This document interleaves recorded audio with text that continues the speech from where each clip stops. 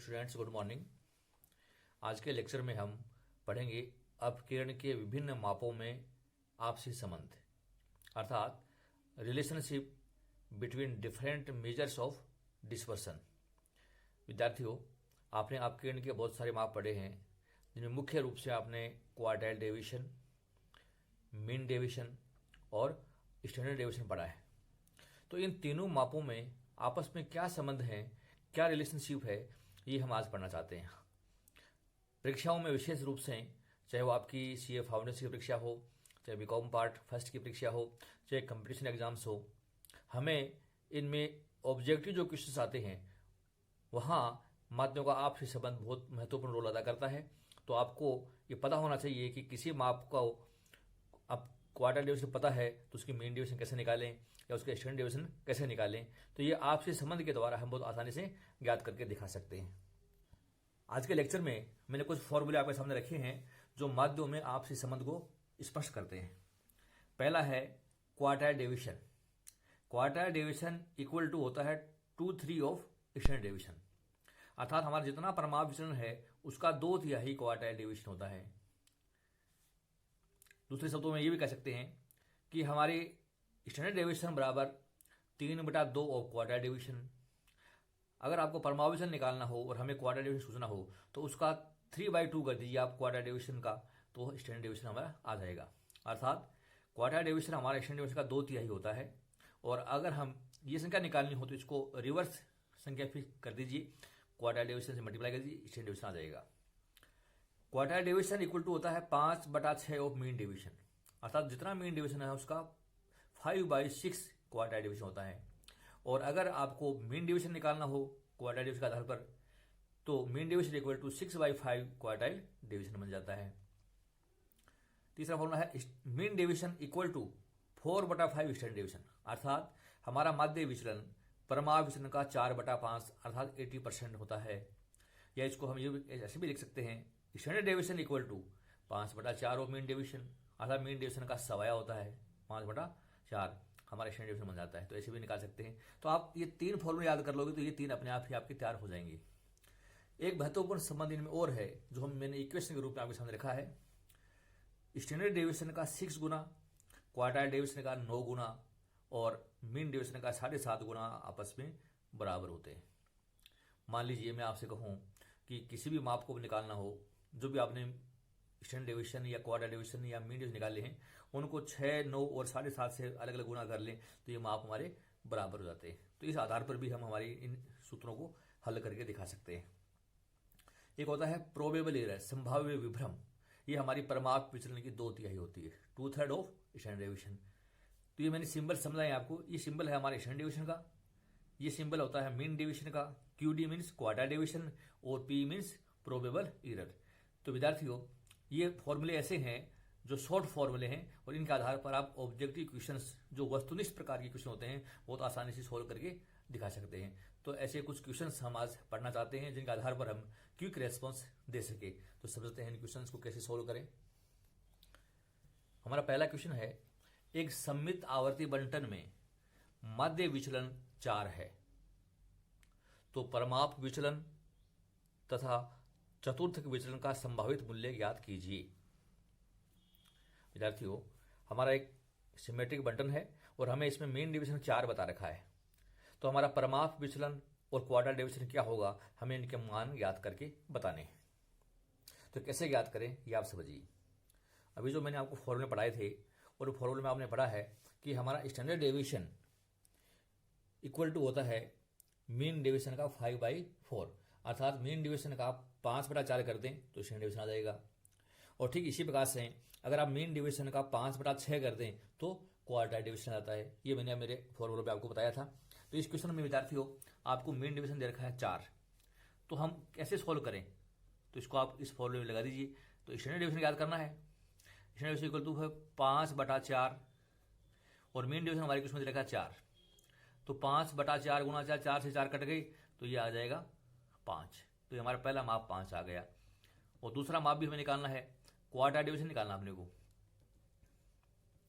Formula है 5/6 of mean deviation और mean deviation हमारा है क्वेश्चन में 4। तो इसको आप सोल्व कर लीजिए। तो ये हो गया 5 गुना 4 20, 20 और 20/6 हो गया। यूँ कह सकते हैं हम इसको 10/3, या यूँ कह सकते हैं 3.33। तो विद्यार्थियों आपने देखा कि जो हमारा क्वेश्चन था उसका स्टैंडर्ड क्वार्टर डिवीजन आ गया 3.33, मेन डिवीजन इसका आ गया क्वेश्चन में दे रखा 4, क्वेश्चन डिवीजन दे रखा हमारा जो हमने ज्ञात किया हुआ है 5। हम देख रहे हैं कि सबसे छोटा क्वार्टर डिवीजन होता है, उससे बड़ा मेन डिवीजन होता है, उससे बड़ा हमारा स्टैंडर्ड डिवीजन होता है। तो इस तरीके से आप जो है ये क्वेश्चन के आधार पर ये संख्याएं बहुत आसानी से याद करके दिखा सकते हैं। ये क्वेश्चन मैं और ले रहा हूं। एक श्रेणी का परमाप विचलन स्टैंडर्ड डेविएशन 7.5 है, तो मध्य विचलन व चतुर्थक विचलन के संभावित मूल्य याद कीजिए। हमें स्टूडेंट्स एक मान दे रखा है स्टैंडर्ड डेविएशन, और हमें इससे मीन डेविएशन और क्वार्टर डेविएशन याद करने हैं। तो हमारे जो सूत्र हैं उनके आधार पर हम इनको बहुत आसानी से याद करके दिखा सकते हैं। तो समझिए आप इनको कैसे सोल्व करें।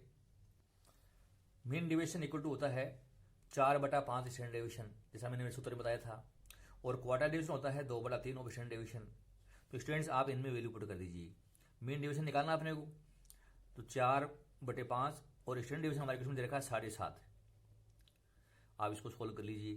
तो 7.5 को 4 से गुणा किया तो ये हो गया 30, और 30 में हमने 5 का भाग दिया तो ये आ गया 6। तो मीन डेविएशन हमारे क्वेश्चन में जो है वह 6 आ गया। अब हमें निकालना है क्वार्टर डेविएशन। ये है 2/3 क्वार्टाइल डेविएशन इक्वल टू 2/3 और इंटू स्टैंडर्ड डेविएशन। तो स्टैंडर्ड डेविएशन हमारा है क्वेश्चन में 7.5, तो मल्टीप्लाई किया 7.5 को 2 से गुना किया मैंने तो ये 15 में मैंने 3 का भाग दिया तो ये आया 5। तो आप देखिए विद्यार्थियों हमारे क्वेश्चन में क्वार्टाइल डेविएशन हमने ज्ञात किया वो आया 5, हमने मेन डेविएशन ज्ञात किया वो आया 6, और स्टैंडर्ड डेविएशन हमारे क्वेश्चन में दे रखा है वो है 7.5। तो इस तरीके से आप एक समानता देख रहे हैं कि सबसे छोटा क्वार्टर डेविएशन उससे बड़ा मेन डेविएशन उससे बड़ा स्टैंडर्ड डेविएशन होता है। तो इस तरीके से हम निकाल सकते हैं। एक क्वेश्चन में और ले रहा हूं आपके सामने। यदि एक श्रेणी का चतुर्थक विचलन 20 हो तो परमाप विचलन व माध्य विचलन का संभावित मूल्य ज्ञात कीजिए। इस क्वेश्चन में हमें क्वार्टाइल डेविएशन दे रखा है और हमें इससे स्टैंडर्ड डेविएशन और मीन डेविएशन निकालने हैं। मेरे पहले वाले क्वेश्चन में हमने स्टैंडर्ड डेविएशन दिया था तो मीन डेविएशन और क्वार्टाइल डेविएशन ज्ञात किया था, और सबसे पहले क्वेश्चन में हमने मीन डेविएशन लिया था उससे हमने स्टैंडर्ड डेविएशन और क्वार्टाइल डेविएशन ज्ञात किया था। तो प्रेजेंट जो क्वेश्चन है उसमें हमें क्वार्टाइल डेविएशन दे रखा है 20, और उससे हमें शेष 2 विचलन ज्ञात करके बताने हैं। तो सीखते हैं हम कैसे इनको ज्ञात करें। हमारा फॉर्मूला है मीन डेविएशन बराबर होता है 3/2 और quartile deviation, standard deviation equal to 3/2 quartile deviation, और मीन डेविएशन होता है 6/5 और क्वार्टाइल डेविएशन। तो स्टूडेंट्स आप इनमें वैल्यू पुट करिए। स्टैंडर्ड डेविएशन हमें ज्ञात करना है 3/2 इंटू क्वार्टाइल डेविएशन, और ये हमारे क्वेश्चन में लिखा है 20। अलग कर लीजिए, 20 और 2 कट गए आपस में, 10 और गुणा 3, तो ये संख्या आपकी ये 30 हो गई स्टैंडर्ड डेविएशन। हमें मेन डेविएशन में निकालना है, तो मेन डेविएशन का फॉर्मूला हमारा 6/5 गुणा क्वार्टाइल डेविएशन, ये 20 दे रखा है तो ये संख्या कट गई हमारी 4 से, तो ये आ गया 24। तो देखिए अब वैल्यूज क्या रही है हमारी। क्वार्टाइल डेविएशन हमारे क्वेश्चन में दे रखा है 20, मेन डेविएशन हमने ज्ञात किया है वो आया 24, और स्टैंडर्ड डेविएशन हमने ज्ञात किया है वो है 30। तो वही समानता नजर आ रही है आपके सामने कि सबसे छोटा क्वार्टाइल डेविएशन उससे बड़ा मेन डेविएशन उससे बड़ा स्टैंडर्ड डेविएशन। तो इस तरीके से हम ये माप निकाल सकते हैं। मैंने आपको एक संबंध और बताया था 6 standard deviation equal to 9 quartile deviation और इक्वल टू 7.5 मेन डेविएशन। विद्यार्थियों किसी भी क्वेश्चन में आप इनको लगाएं तो मान बराबर आएंगे। देखिए हम चेक करते हैं। 6 स्टैंडर्ड डेविएशन, स्टैंडर्ड डेविएशन का 6 गुना करिए। स्टैंडर्ड डेविएशन हमारा 30 है, 30 का 6 गुना करते हैं तो कितना आया 180 आया, तो 180 हो गया। क्वार्टाइल डेविएशन 9 गुना, क्वार्टाइल डेविएशन 20 है तो उसका 9 गुना ये भी 180 आया, और स्टैंडर्ड डेविएशन हमारा 24 है, इसका 7.5 गुना, 24 इंटू 7.5 ये भी 180 आया।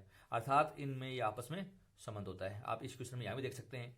हमारे स्टैंडर्ड डेविएशन का 6 गुना करिए, 7.5 को आप 6 से गुना कर लीजिए, तो 7.5 को मैंने गुना किया 6 से, तो विद्यार्थी हमारी संख्या आती है 45, ये 45 आया। क्वार्टाइल को 9 से गुना कर लीजिए, ये 5 है तो ये 45। मेन डेविएशन को 7.5 से गुना करिए तो ये भी आएगा 45।